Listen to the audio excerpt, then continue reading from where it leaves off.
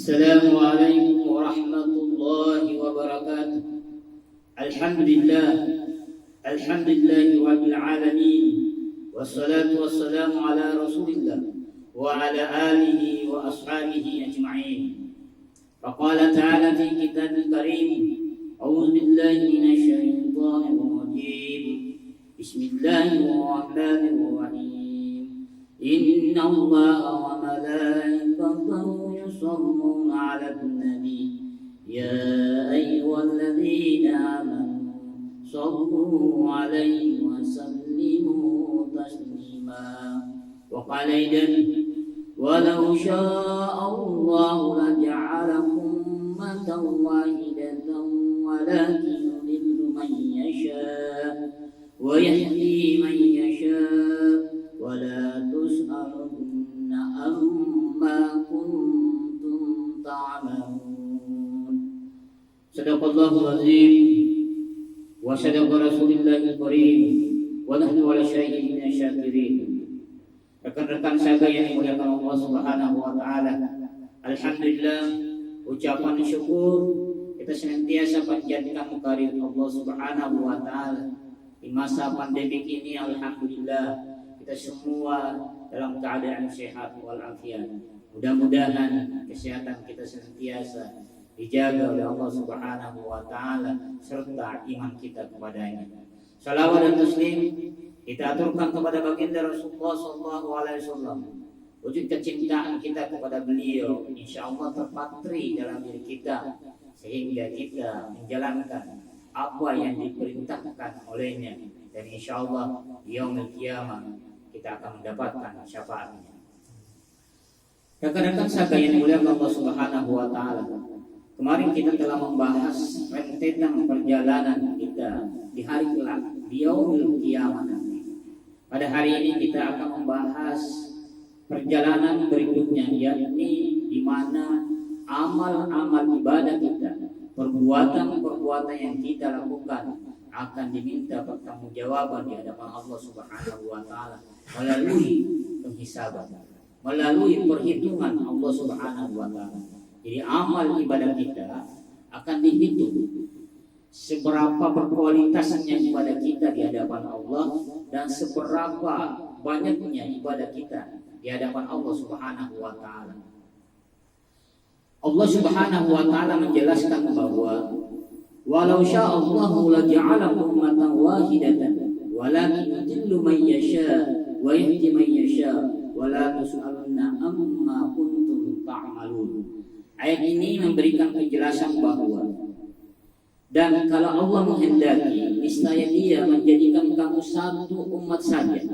Tetapi Allah Subhanahu wa taala menyesatkan siapa yang dikehendakinya dan memberi petunjuk kepada siapa yang dikehendakinya pula. Dan sesungguhnya kamu akan ditanya tentang apa yang telah kamu kerjakan. Ayat ini memberikan pesan kepada kita bahwa kita akan ditanya di hari kemudian apa yang kita lakukan, apa yang kita buat selama ini. Makanya kita di yaumul hisab nanti kita akan ditimbang amal-amal kebajikan kita. Makanya rekan-rekan yang dimuliakan Allah Subhanahu wa taala, ternyata di yaumul hisab ada 7 amalan yang menjadi perhitungan, yang menjadi perhatian Allah Subhanahu wa taala kepada hambanya. Amalan apa ini? Yakni tentang bacaan Al-Quran, kandungan Al-Quran. Ini yang pertama ini. Jadi rekan-rekan yang dimuliakan Allah Subhanahu wa taala, yang pertama adalah Allah akan melihat amal kita, yakni seberapa banyak kita sering membaca Al-Quran. Seberapa banyak, seberapa sering kita membaca Al-Quran, dan bagaimana kita mampu memahami dan mengimplementasikan, mempraktekkan kandungan yang ada di dalam Al-Quran. Nah, ini rekan-rekan yang dimuliakan Allah Subhanahu wa taala, bisa jadi kita bertanya dalam diri kita sendiri, dalam sehari mungkin terlewatkan bacaan Al-Quran. Kita lebih sibuk membaca WA, membaca chat, membaca Facebook, media-media lain. Al-Quran kita abaikan. Padahal di yaumil hisab yang diperhitungkan Allah, yang diperhatikan Allah, yang pertama adalah Al-Quran, bacaan Al-Quran, pengamalan Al-Quran, dan pemahaman Al-Quran. Nah, ini rekan-rekan yang dimuliakan Allah Subhanahu wa Ta'ala. Setidaknya atau sekurang-kurangnya di dalam bacaan kita lafazkan setiap kita bekerja dengan membaca basmalah. Sekurang-kurangnya itu. Ketika kita mendapatkan nikmat, kita membaca Alhamdulillahirabbil alamin, dan kita membaca lebih lengkap, membaca surah Al-Fatihah dan sebagainya. Jangan sampai terlewatkan 24 jam Allah telah berikan kepada kita tidak mengamalkan, kita tidak membaca Al-Quran. Nah, ini rekan-rekan yang dimuliakan Allah Subhanahu wa Ta'ala. Jadi yang pertama adalah bagaimana kita dituntut oleh Allah Subhanahu wa Ta'ala untuk membaca Al-Quran. Yang kedua, yang menjadi perhatian Allah kepada hamba-Nya di yaumul hisab adalah tentang kekafiran dan kemusyrikan. Nah, ini menjadi sorotan seberapa besar kita mengkafirkan dan seberapa besar kita bersifat musyrik kepadanya.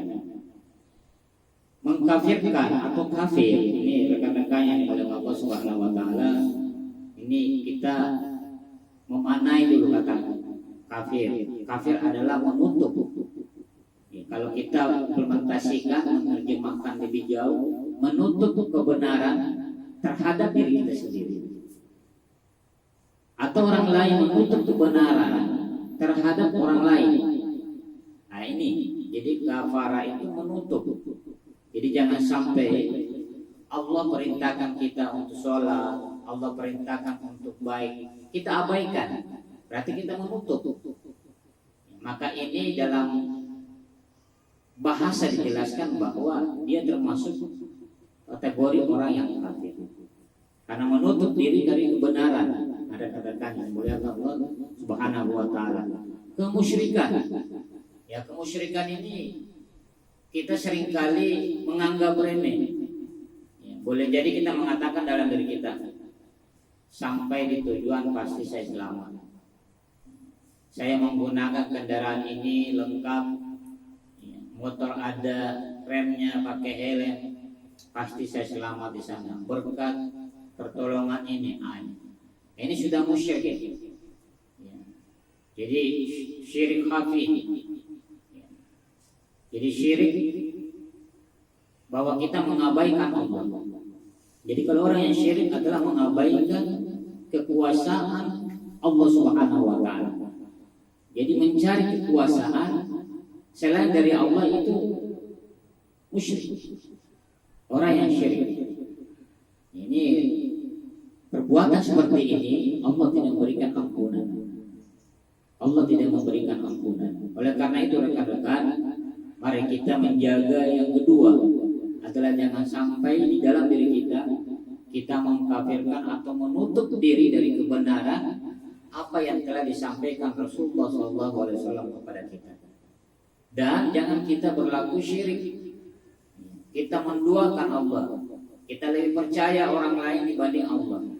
Sering kita mengatakan bahwa kalau bukan dia, ini bahasa kita ini kita anggap biasa tapi mengandung kemusyrikan di dalamnya. Kalau bukan dia, saya tidak bisa seperti ini. Kalau bukan dia, saya tidak makan. Kalau bukan suami saya tidak bisa hidup.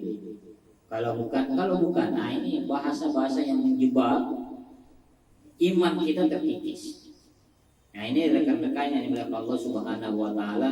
Yang kedua menjadi sorotan amal kita dihisab Allah. Apakah amal itu ada amal yang menutup diri dari kebenaran, ataukah ada amal yang kita lakukan kemusyrikan kepadanya? Nah ini menjadi perhatian rekan-rekan yang dimuliakan Allah Subhanahu wa Ta'ala. Oleh karenanya kita senantiasa melakukan perbuatan-perbuatan yang diridhai Allah Subhanahu wa taala. Yang ketiga, tentang kebohongan. Tentang kebohongan. Jadi persoalan bohong, menipu, manipulasi dan sebagainya. Nah, ini menjadi amal yang akan dihisab oleh Allah Subhanahu wa taala. Jadi rekan-rekan, jangan dalam candaan terkandung kebohongan di dalam. Apalagi ini berita-berita hoax ini, kita mendengarkan begitu parahnya di ibu kota Jakarta, di beberapa daerah mengalami kerusakan fasilitas diakibatkan karena berita-berita yang menyebar ketidakbenaran. Nah, ini rekan-rekan, ketika ada berita maka kita tabayun, kita mengintrospeksi diri, kita mencari kebenarannya. Jangan langsung kita menebarkan berita-berita bohong, apalagi kita yang berbohong. Ini menjadi catatan kita. Oleh karena kebohongan ini bukan pada diri kita sendiri mengalami keburukan, tetapi pada orang lain. Ya, dampaknya luar biasa. Ini yang ketiga, rekan-rekan saka yang dimuliakan Allah Subhanahu wa taala. Jangan sampai kita dengan candaan kita berbohong, apalagi kita sengaja berbohong. Ini bahaya. Apalagi di tempat kerja kita mengatakan apa adanya, mengatakan yang benar, mengatakan yang sejujurnya, walaupun itu pahit. Ini perkataan benar, itu risikonya berat, tapi hadiahnya surga. Hadiahnya surga. Jadi berkatalah yang jujur. Berkatalah yang jujur. Yang keempat, yang mendapat sorotan amal ibadah kita adalah sejauh mana nikmat yang kita rasakan selama ini Allah berikan. Jadi nanti diminta pertanggungjawaban. Nikmat mata yang Allah berikan kita gunakan untuk apa? Nikmat tangan kita manfaatkan untuk apa? Nikmat kaki kita melangkah kita gunakan untuk kepentingan apa? Semuanya panca indera, kenikmatan-kenikmatan yang diberikan Allah kepada kita, maka orientasinya adalah pengabdian. Allah berikan kita mata, kita gunakan untuk melihat hal-hal yang baik, melihat Al-Quran. Mulut kita diberikan, kita membaca Al-Quran, berkata jujur, tidak berkata bohong, dan seterusnya. Inilah menjadi catatan amal ibadah kita nanti hari kelak akan dihisab oleh Allah Subhanahu wa taala. Ini yang keempat. Rekan-rekan saya yang dimuliakan Allah Subhanahu wa taala, yang kelima yang menjadi perhatian Allah terhadap amal yang akan dihisab adalah janji-janji yang telah kita janjikan kepada orang lain. Ini janji. Sering kita berjanji kita tidak tepati. Sering kita mengatasnamakan kalimat insya Allah. Kawan, saya mau ke sana, kita akan ketemu ya, insya Allah. Padahal niatnya tidak mau ketemu.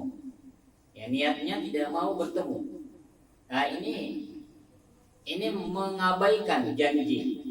Ada kedustaan di dalam dirinya sehingga dia menyembunyikan bahasa keimanan dengan menggunakan insya Allah.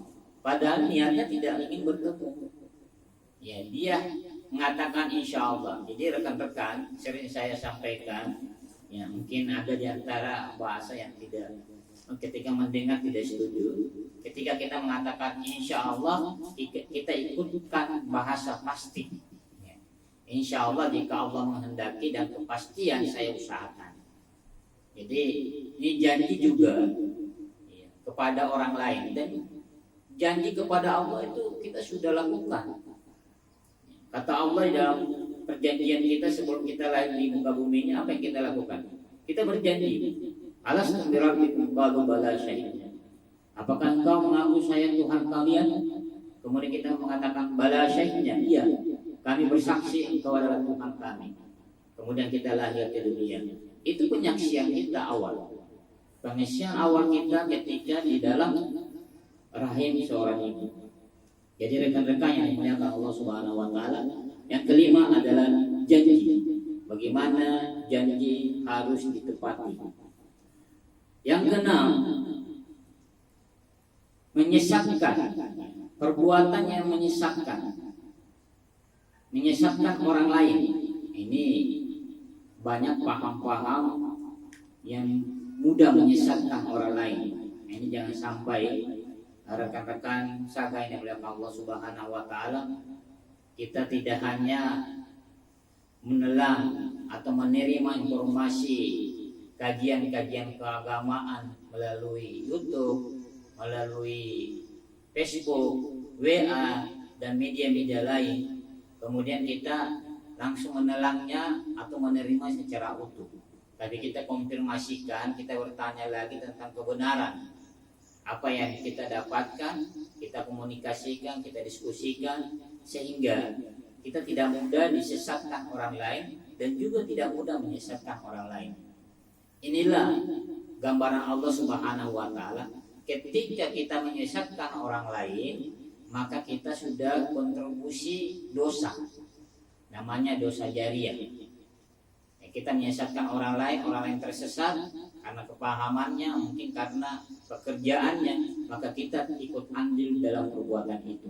Sebaliknya, ketika kita mengajarkan kebaikan, maka kita akan mendapatkan pahala apa yang dilakukan orang dan tidak mengurangi pahala orang itu. Jadi rekan-rekan yang dimuliakan Allah Subhanahu wa taala, jadi jangan sampai kita menyesatkan orang lain, apalagi menyesatkan diri sendiri. Rekan-rekan yang dimuliakan Allah Subhanahu wa taala, yang ketujuh, menjadi perhatian, menjadi fokusnya Allah Subhanahu wa taala, yakni ketika amal ibadah kita dihisab oleh Allah Subhanahu wa taala, yakni ilmu pengetahuan. Ini ilmu pengetahuan. Sejauh mana ilmu yang kita dapatkan selama ini kita amalkan tidak? Kita membaca Al-Quran, mendengarkan tausiah, mendengarkan nasihat, masukan kebaikan, itu bagian dari ilmu. Kita amalkan tidak? Nah, ini nanti diminta pertanggungjawab di hadapan Allah Subhanahu wa taala. Oleh karenanya, rekan-rekan, ilmu yang kita dapatkan langsung diterapkan. Ketika kita tidak mengamalkan, maka disitulah mulai terhitung sebuah kesalahan. Allah menghitung sebuah kelalaian. Kita sekarang sudah tahu bagaimana hukum sholat. Bagi yang balik, yang tidak ada halangan, wajib. Kemudian dia tidak melaksanakan. Yang pertama, dia berdosa karena tidak melaksanakan. Yang kedua, dia berdosa. Dia tahu tapi tidak mau melaksanakan.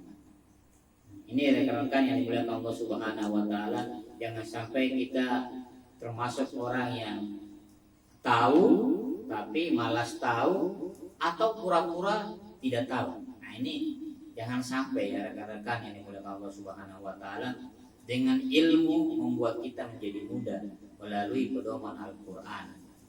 Oleh karenanya, ketujuh amal-amal ibadah yang kita kaji bersama ini mudah-mudahan menjadi muhasabah diri kita, sehingga kita dari hari ke hari, dari Jumat ke Jumat, ilmu yang kita dapatkan kita terapkan dalam kehidupan sehari-hari. Insya Allah kita akan mendapatkan ketenangan, kebahagiaan dunia dan juga kebahagiaan akhirat.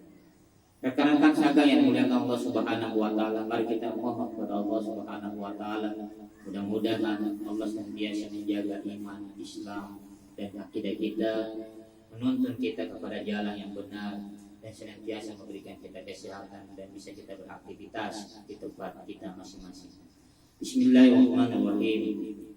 Alhamdulillahirabbil alamin. Allahumma shalli wa sallim ala sayyidina Muhammadin wa ala alihi wa ashabihi ajmain. Allahumma ighfir lana wa liwalidayna warhamhuma kama rabbayana shaghira. Allahumma antas salam wa minkas salam wa ilaika ya'udus salam. Fa'ina rabbana bis salam wa dakhilna jannata dar salam.